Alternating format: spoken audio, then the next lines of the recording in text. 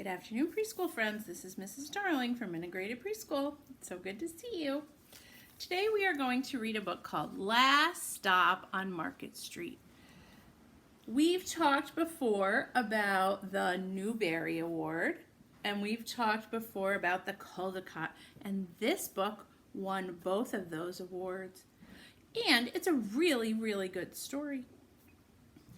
It's about a grandma and a little boy and their ride on the bus and all the things and people and places they see. Eyes are watching, ears are listening, voices quiet, bodies calm. This is how we listen, this is how we listen at group time, at group time. Are you ready? Okay. We are going to see some beautiful illustrations because remember the Caldecott Award is for beautiful illustrations. I already like the colors. Look at that street. I see trees and I see families and dogs and bicycles, houses. It looks like it's on a hill. Maybe. Oh, this one could be a church. Churches have stained glass windows, and this picture has stained glass windows. We can imagine it's whatever we want it to be. Oh, here we go. CJ pushed through the church doors, skipping down the steps. This must be CJ. The outside air smelled like freedom, but it also smelled like rain, which freckled CJ's shirt dripping down his nose. Have you been outside in the rain before? Can you feel it on your clothes and on your face? You look at the pictures while I read the words. He ducked under his Nana's umbrella, saying, "How come we gonna wait for the bus in all this wet?" "Trees get thirsty too," his Nana told him. "Don't you see that big one drinking through a straw?" CJ looked for a long time, but he never saw a straw. Grandma's imagining. We've talked about how trees need water, and they get the water from the rain, right?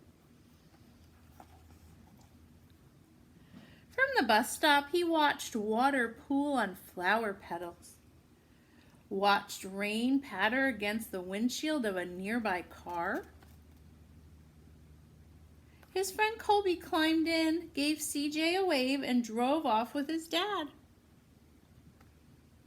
"Nana, how come we don't got a car?"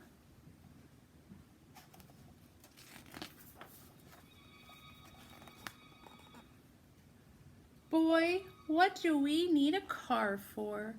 We got a bus that breathes fire and an old Mr. Dennis who always has a trick for you." Mr. Dennis is the bus driver. Do you remember your bus drivers from school? I'm going to do this so you can see it better. The bus creaked to a stop in front of them. It sighed and sagged, and the doors swung open. Look at that. That's the dragon she's talking about. I like riding the bus. "What's that I see?" Mr. Dennis asked. He pulled a coin from behind CJ's ear, placed it in his palm. Nana laughed her deep laugh and kept pushing CJ along on the bus. They sat right up front. The man across the way was tuning his guitar. Can you see that? An old woman with curlers had butterflies in a jar. Nana gave everyone a great big smile and a good afternoon. She made sure CJ did the same thing. What a nice group of people riding the bus.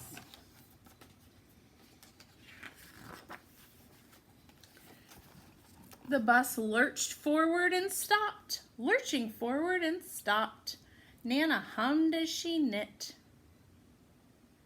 How come we always gotta go here after church? CJ asked. Miguel and Kobe never have to go nowhere. I feel sorry for those boys, she told him. They'll never get a chance to meet Bobo or the sunglass man. And I hear Trixie got herself a brand new hat.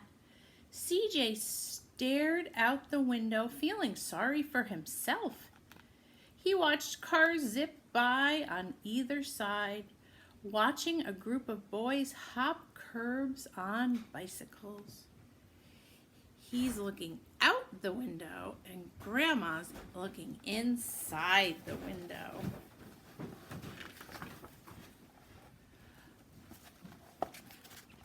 A man climbed aboard with a spotted dog. CJ gave up his seat for the man. How come that man can't see? Boy, what do you know about seeing? Nana told him. Some people watch the world with their ears. That's a fact. Their noses too, the man said, sniffing at the air. There's a mighty fine perfume you're wearing today, ma'am. Nana squeezed the man's hand and laughed her deep laugh. Look at that. Nana always sees the positive in things. Two older boys got on next. CJ watched as they moved on by and stood in back. Sure wish I had one of those, he said. Nana sat down her knitting. What for? You got the real live listening across from you. Why don't you ask the man if he'll play us a song? Remember the man who was tuning his guitar? He could hear live music instead of something off a phone. CJ didn't have to. The guitar player was already plucking strings and beginning to sing. To feel the magic of music, the blind man whispered. I like to close my eyes. Nana closed hers too. So did CJ and the spotted dog. So they're on the bus now listening to the music. And in the darkness, the rhythm lifted CJ out of the bus, out of the busy city. He saw sunset colors swirling over crashing waves, saw a family of hawks slicing through the sky, saw the old woman's butterflies dancing free in the light of the moon. CJ's chest grew full and he was lost in the sound, and the sound gave him the feeling of magic. Do you remember when we would play music in our classroom during circle time? And we would imagine what we heard and what we thought it looked like. That's what he's doing on the bus. The song ended and CJ opened his eyes. Everyone on the bus clapped, even the boys in back.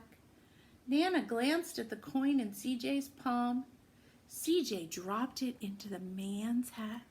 So sometimes when people are playing music outside on the street, you put money in their hat or in their basket to thank them for sharing their beautiful music. And that's what CJ just did.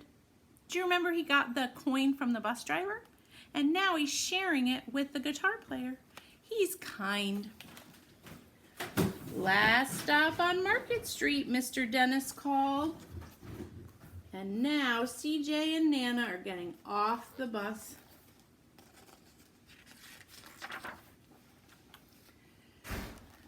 CJ looks around as he steps off the bus. Crumbling sidewalks and broken down doors. Graffiti tagged windows and boarded up stores.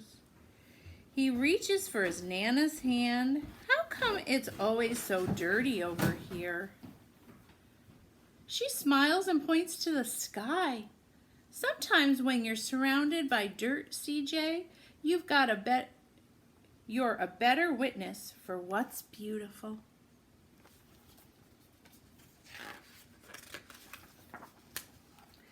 CJ saw the perfect rainbow arching over their soup kitchen. Look at that. This is what Grandma's saying. Look up in the sky at all the beauty. Let me read that again. CJ saw the perfect rainbow arching over their soup kitchen. He wondered how his Nana always found beauty where he never even thought to look. He looked all around them again at the bus rounding the corner out of sight, and the broken street lamp still lit up bright, and the stray cat shadows moving across the wall.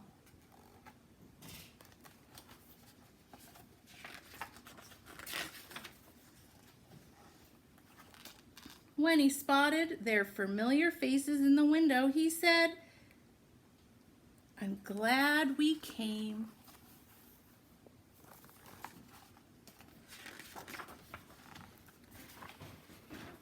He thought his Nana might laugh her deep laugh, but she didn't. She patted him on the head and told him, "Me too." CJ, now come on, let's eat.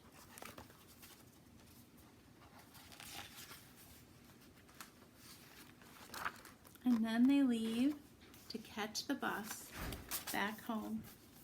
The end. So friends, what did you think of that story? Thumbs up? I like that story too. Have you been going to the different locations in the city to get your lunches? And do you get to see happy, smiling faces? It's good to have your community around you. It really is. I hope you enjoyed this story, and I hope you liked the pictures. I certainly did.